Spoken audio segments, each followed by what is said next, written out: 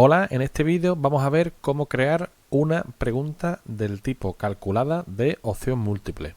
Lo primero que vamos a hacer es ver un ejemplo de este tipo de pregunta.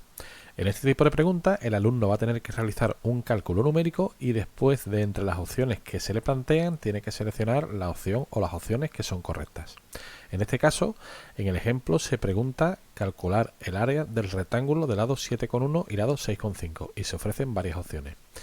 La particularidad de este tipo de preguntas es que yo como profesor no he tecleado en la pregunta 7,1 y 6,5 ni estas respuestas, sino que esto es una variable que yo he puesto aquí y esto es otra variable. Y los cálculos de esta opción, esta y esta, se hacen en base a estas dos variables. Yo tendré que definir las variables que quiero utilizar, en este caso he definido dos, un lado y otro lado, y también tendré que definir la serie de números que se van a utilizar en esa variable. Esa serie de números la utilizo definiendo un rango y diciendo cuántos números quiero generar dentro de ese rango.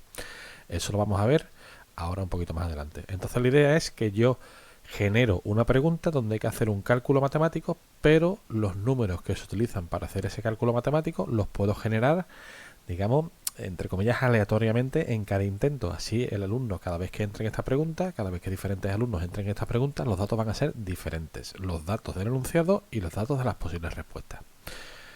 ¿Cómo creamos una pregunta de este tipo?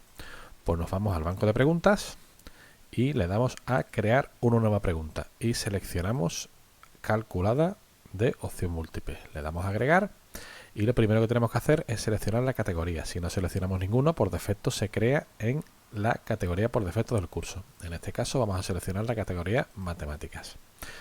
Nombre de la pregunta, pues vamos a poner área de rectángulo. Y en el enunciado es donde vamos a empezar a trabajar ya con los comodines.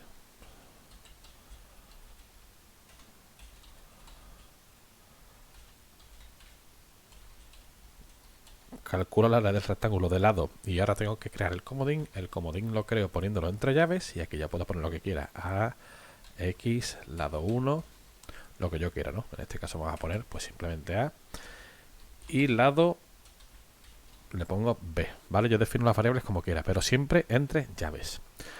La puntuación por defecto la dejo en 1, la retroalimentación general es la retroalimentación que el alumno tiene al responder a esta pregunta, lo haga correctamente o lo haga incorrectamente.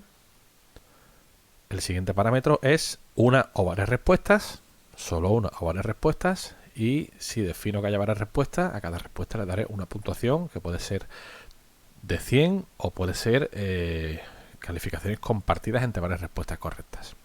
Eso lo defino según yo haya diseñado la pregunta. Barajar respuestas, bueno, en este caso vamos a dejar una sola respuesta. Barajar respuestas permite barajar las respuestas para que aparezcan siempre aquí aleatoriamente, no siempre en el mismo orden. Y ya pasamos a la definición de las respuestas. Por cada respuesta que yo cree, tengo aquí hueco para crear 3 respuestas, o 4, bueno, 5. Si quiero crear más, puedo crear más espacios en blanco. Pero luego yo utilizaré las que quiera. Si utilizo las 2 o las 3 primeras, las que no rellene o las que deje sin rellenar no van a computar. Entonces yo aquí tengo que generar un cálculo y darle una calificación. El cálculo, ¿cómo lo genero? Con los comodines. ¿Y con qué formato lo tengo que introducir aquí? Pues lo tengo que meter entre llaves y darle a igual. Y ahora realizo el cálculo. Voy a decirle que esta opción va a ser la correcta, ¿vale? El área de un rectángulo se calcula multiplicando sus lados. Entonces, A por B, con este formato, entre corchetes y con el igual, sería la respuesta correcta. Le daría un 100. Y le voy a decir que esta respuesta la muestre con 2 decimales. Le puedo decir que la muestre sin decimales o con los decimales que yo quiera seleccionándolo aquí. En este caso se vería así, ¿vale? Cifras con 2 decimales. Luego tendría que seguir poniendo opciones. Evidentemente le tengo que poner opciones al alumno que pueden ser erróneas, ¿vale? En este caso, de las 3 respuestas correctas, de las 3 respuestas posibles, solo una es la correcta. Entonces yo, si selecciono múltiples respuestas, pueden ser varias las correctas, pero si selecciono solo una respuesta, evidentemente una será la correcta y las otras serán incorrectas. Pues aquí puedo poner, por ejemplo, cálculos que no son correctos. Por ejemplo, A más B. Este cálculo no sería correcto. Y la puntuación que generaría sería 0. Y vamos a hacer aquí una copia, un copia y pega. Y vamos a decirle que fuera A menos B el resultado. Evidentemente la calificación es 0. Lo dejo así.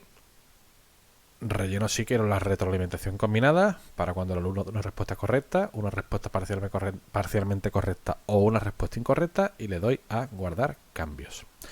Ahora aquí tengo muchas opciones, ¿vale?